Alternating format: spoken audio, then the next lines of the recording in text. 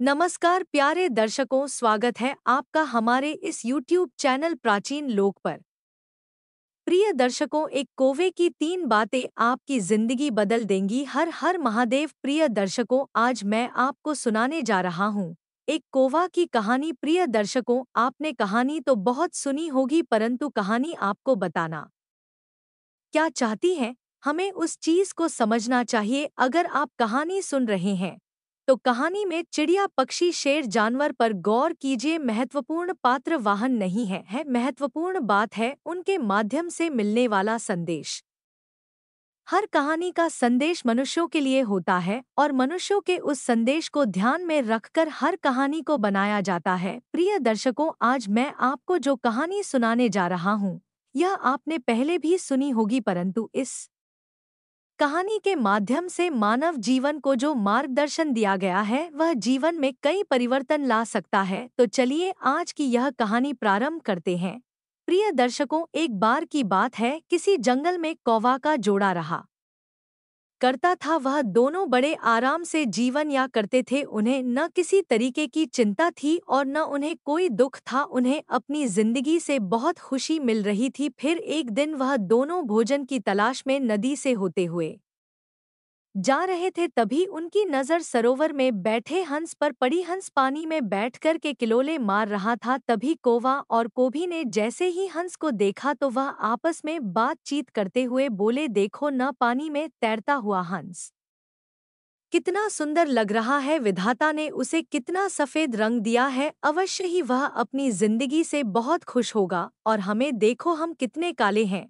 लोग हमारे रंग रूप से नफरत करते हैं और हमारी बोली सुनना भी कोई पसंद नहीं करता। हमारा तो नाम भी इतना अच्छा नहीं है, सब हमें होगा कोरबा बोलते रहते हैं। हंस का कितना अच्छा नाम है, सब उसका सम्मान करते हैं। ऐसी जिंदगी यदि हमारी होती तो जीवन का अलग ही मजा होता। काश हम भी हंस होते। प्रिय दर्शकों को वाकई मन में हंस बनने की इच्छा हुई। वह अपनी इसी इच्छा को लेकर ब्रह्मा जी के पास पहुंचा और बोला कि सृष्टि के निर्माता, आपने संसार के सभी जीव जंतुओं का निर्माण किया है। सबको आपने इतना सुंदर जीवन दिया है, पर आपने हमें इतना पिछड़ा और बेकार जीवन दिया है। और आपने हमें इतना बेकार काला रंग क्यों दिया है? आपने हमारा नाम भी करवा रखा है। हम अपने रंग रूप और गुणों से खुश नहीं हैं। आप हमें कौवा की जगह हंस बना दीजिए। की बात सुनकर ब्रह्मा जी बोले, ही कौवा, हम तुम्हें अवश्य हंस बना देंगे, परंतु हंस बनने से पहले आप हंसे एक बार जाकर पूछ तो लीजिए कि वह अपने जीवन में खुश है या नहीं है। ब्रह्मा जी की बात सुनकर कोरबा उड़ता हुआ हंस के पास पहुंचा और बोला, अरे भाई, आप कितनी किस्मत वाले हो जो विधाता ने आपको हंस बनाकर भेजा है। क्या मस्त जीवन है। आप तो रंग रूप से भी बड़ी सुंदर दिखते हो। आप तो अपनी जिंदगी से बड़े खुश होगे। गोवा के इस प्रकार पूछने पर हंस ने कहा, कोरबा भाई, पहले मैं भी यही भ्रम में था। मैं पता था कि मैं ही समस्त पक्षियों में श्रेष्ठ और सबसे सुखी हूँ। मैं ही सबसे सुंदर हूँ। मुझे अपने रंग रूप पर बड़ा घमंड था, परंतु एक दिन मैंने तोता को देख लिया तो उस दिन मेरा सारा गर्व चूर चूर हो गया। क्या भांति भांति के रंगों से तोता को विधाता ने सजाया है। उसके रंग रूप से आकर्षित होकर सब लोग उसे पसंद करते है। उसकी बोली भी बड़ी प्यारी होती है। मुझे तो तोता सबसे ज्यादा सुंदर लगता है और वह बहुत सुखी भी है। हंस की ऐसी बात सुनकर तो कोरबा उड़ता हुआ ब्रह्मा जी के पास लौट गया और बोला, भगवान, मुझे आप तोता बना दीजिए। तोता का जीवन बड़ा दुखी है। उसकी लाल लाल और हरा शरीर लोगों को बहुत प्यारा लगता है। वह नाना प्रकार के फलों को खाकर बहुत सुखी रहता है। ब्रह्मा जी बोले, ही कोरबा, मैं तुम्हें एक तोता अवश्य बना दूंगा, परंतु तुम एक बात तोते से जाकर पूछ लो कि क्या वह अपने जीवन में सुखी है या वह भी दुखी है। ब्रह्मा जी की बात सुनकर को वह उड़ता हुआ तोते के पास पहुंचा और बोला कि तोता, तुम्हारा क्या मस्त जीवन है लाल और हरा रंग कितना जमता है तुम पर। तुम कितने अच्छे अच्छे फलों का सेवन करते रहते हो। जरूर तुम अपनी जिंदगी से बहुत खुश होगे, बहुत सुखी हो गए। की बात सुनकर तोता बोला है, कौवा, वैसे तो मैं अपने आप को पक्षियों मैं सुखी और श्रेष्ठ समझता था, परंतु जब से मैंने मोर को देखा है तब से मेरी सोच बदल गई है। विधाता ने तो मुझे बस 2 ही रंग दिए हैं, परंतु मोर के पास तो कई रंग होते हैं। जब वह नाचता है तो वह कितना सुंदर लगता है, उसके भांति भांति प्रकार के पंख कितने खूबसूरत लगते हैं। दूर दूर से लोग उसकी सुंदरता देखने के लिए आते हैं।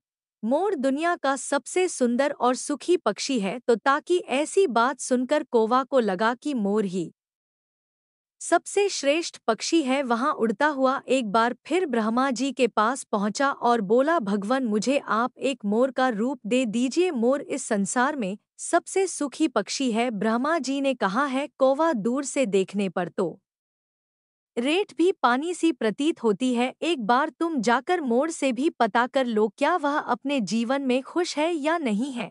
कोरबा उड़ता हुआ मोर के पास पहुंचा, जो एक जंगल में झाड़ियों में छुपा बैठा था। कहने लगा है, मोर भाई, तुम्हारा जीवन कितना मस्त है, तुम्हारे शरीर पर कितने भांति भांति के रंग है। तुम जब नाच करते हो तो तुम्हारी सुंदर पंख को देखकर सारे मनुष्य कितने प्रसन्न हो जाते हैं।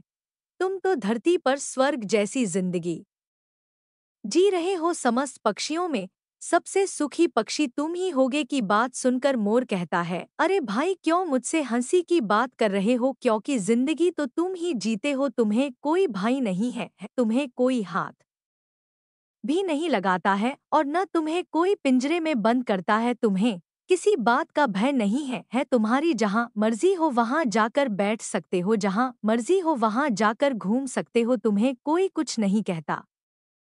तुम्हारा रंग रूप और तुम्हारी बोली ही तुम्हारी ढाल है। स्वतंत्र होकर घूमना, जैसी तुम्हारी मर्जी हो वैसा भोजन करना, पर हमारी तो सुंदरता ही हमारी जान की दुश्मन है।